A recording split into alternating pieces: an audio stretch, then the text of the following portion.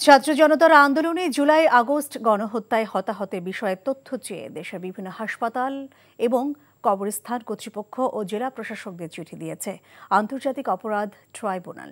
এই তথ্য জানিয়েছেন আন্তর্জাতিক অপরাধ ট্রাইব্যুনালের প্রধান প্রসিকিউটর তাজুল ইসলাম। বলেন, শেখ হাসিনা সহ গণহত্যা মামলার আসামিরা চাইলে বিদেশি আইনজীবী রাখতে পারবেন। রিপোর্ট হাসান মাহমুদের।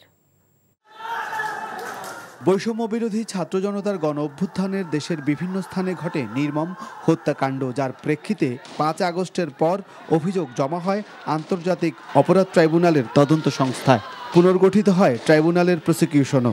সোমবার প্রধান প্রসিকিউটর সাংবাদিকদের বলেন, ট্রাইব্যুনালের বিচার চলাকালে সাবেক প্রধানমন্ত্রী শেখ হাসিনা সহ গণহত্যা মামলার আসামিরা চাইলে বিদেশি আইনজীবী নিয়োগ করতে পারবেন। বাংলাদেশের সকল জেলা প্রশাসক, সকল পুলিশ সুপার, সকল সিভিল সার্জন, সকল সরকারি এবং বেসরকারি হসপিটালের যারা প্রশাসনে আছেন, দায়িত্বে আছেন, তাদের কাছে চিঠি পাঠাচ্ছি।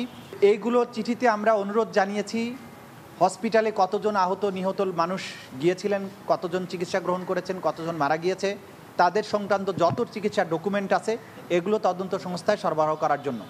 জুলাই গণহত্যায় হতাহতের বিষয়ে তথ্য চেয়ে দেশের সব জেলা প্রশাসক সহ বিভিন্ন কর্তৃপক্ষকে চিঠি দেওয়ার বিষয়টিও জানান চিফ প্রসিকিউটর। ফরেন যে সমস্ত লয়ার্স যদি আসামি পক্ষ চান, তারা যদি নিয়োগ করতে চান, সেই ব্যাপারে একটা ইতিবাচক সিদ্ধান্ত হওয়ার সম্ভাবনা আছে, বাট এটা এখনো সিদ্ধান্ত হয়নি।